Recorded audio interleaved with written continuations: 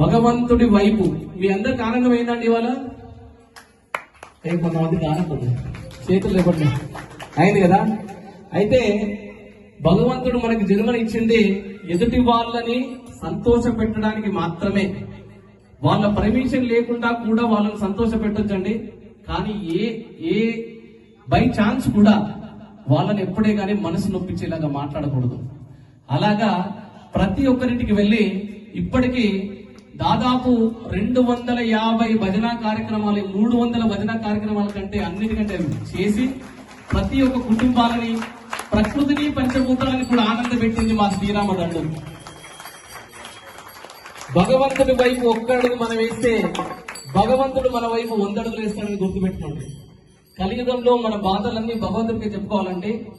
Phone చేసి మన అమ్మకో, అక్కకో, చెల్లెకో చెప్పుకోవద్దు. అనవసరంగా మన బాధలు వాళ్ళకు కూడా పడతాయి. ఎందుకంటే వాళ్ళకు ఆల్రెడీ బాధలు ఉంటాయి. అనవసరంగా వాళ్ళని ఇబ్బంది పెట్టద్దు. చక్కగా భగవంతుడి రూమ్ లోకి వెళ్ళాలి, దండం పెట్టుకొని స్వామి నాకు ఈ బాధ ఉంది, నాకు తీర్చని చెప్పాలి. ఆయన ఒక్కడే తీర్చగలుగుతాడండి. ఓకే.